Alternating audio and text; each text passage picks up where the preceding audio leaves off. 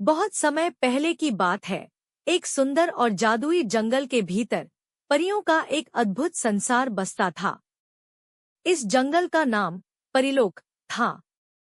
परीलोक में विभिन्न रंगों की छोटी छोटी और नन्ही परियां रहती थी, जिनके पंख इंद्रधनुषी रंगों से भरे होते थे।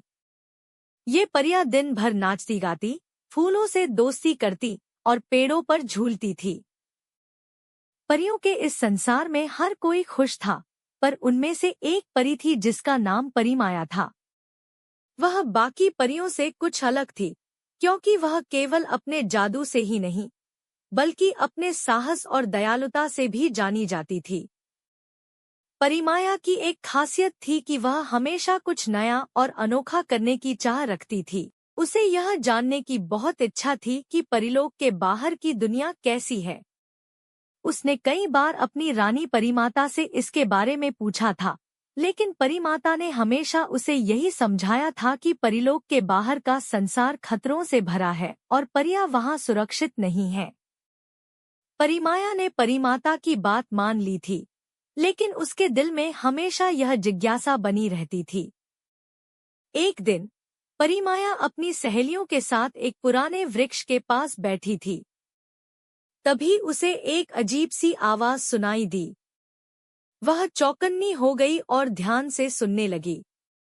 यह आवाज उसके परीलोक के बाहर से आ रही थी। परिमाया ने तुरंत अपने पंख फैलाए और आवाज की दिशा में उड़ चली। उसकी सहेलियां उसे रोकने की कोशिश करती रहीं, पर वह नहीं रुकी। उसका साहस उसे परीलोक की सीमाओं से बाहर ले गया। जब परिमाया ने परीलोक के बाहर की दुनिया में कदम रखा, तो उसे वहां कुछ अलग ही नजारा दिखाई दिया। वहां बड़े बड़े पेड़ थे, लेकिन उनके पत्ते मुरझाए हुए थे। नदी थी, लेकिन उसका पानी गंदा हो चुका था। पक्षी थे, लेकिन वे उदास दिख रहे थे। परिमाया को समझ नहीं आया कि यह सब क्या हो रहा है। तभी उसकी नजर एक बूढ़े आदमी पर पड़ी, जो नदी के किनारे बैठा रो रहा था। परिमाया उसके पास गई और पूछा, आप क्यों रो रहे हैं? बूढ़े आदमी ने सिर उठाया और कहा, हमारा संसार धीरे धीरे नष्ट हो रहा है। हमारे जंगल खत्म हो रहे हैं, हमारी नदियां सूख रही हैं और हमारी हवा जहरीली हो रही है। हम इंसानों ने अपने ही संसार को बर्बाद कर दिया है। यह सुनकर परिमाया का दिल भर आया। उसने सोचा कि उसे इस संसार को बचाने के लिए कुछ करना चाहिए। परिमाया ने बूढ़े आदमी से कहा, मैं एक परी हूँ और मेरे पास जादू है। मैं तुम्हारे संसार को ठीक कर सकती हूँ, लेकिन इसके लिए मुझे तुम्हारी मदद चाहिए। बूढ़ा आदमी आश्चर्यचकित हो गया। उसने परिमाया से पूछा, मैं तुम्हारी कैसे मदद कर सकता हूँ? मेरे पास तो कुछ भी नहीं बचा है। परिमाया ने मुस्कुराते हुए कहा, तुम्हारे पास सबसे कीमती चीज है, तुम्हारा दिल। अगर तुम सच में अपने संसार को बचाना चाहते हो, तो तुम्हें अपनी गलतियों को सुधारना होगा और दूसरों को भी इस बात की शिक्षा देनी होगी। बूढ़े आदमी ने वादा किया कि वह अपनी गलती सुधारने की पूरी कोशिश करेगा। परिमाया ने अपने जादुई पंखों से आसमान की ओर उड़ान भरी और अपने हाथों से जादुई किरणें छोड़ने लगी। देखते ही देखते नदी का पानी साफ होने लगा, पेड़ों के पत्ते फिर से हरे हो गए और हवा में ताजगी भर गई। पक्षियों ने फिर से गीत गाने शुरू कर दिए।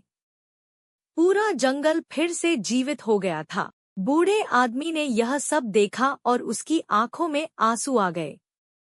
उसने परिमाया का धन्यवाद किया और वादा किया कि वह इस जादुई बदलाव को हमेशा बनाए रखने के लिए मेहनत करेगा। परिमाया ने उसे आशीर्वाद दिया और वापस परीलोक लौटने के लिए उड़ चली। जब वह परीलोक में वापस आई, तो उसकी सभी सहेलियां और रानी परिमाता उसकी बहादुरी की कहानियां सुनकर बहुत गर्व महसूस कर रही थी।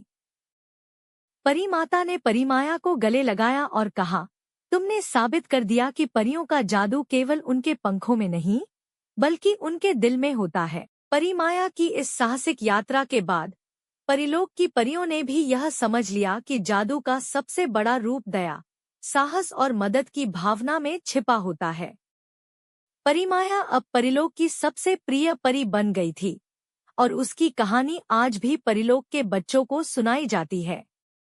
इस तरह परिमाया ने न केवल अपने संसार की सीमाओं को पार किया, बल्कि यह भी सिखाया कि सच्चा जादू वही है जो दिलों को जोड़ता है और संसार को बेहतर बनाता है।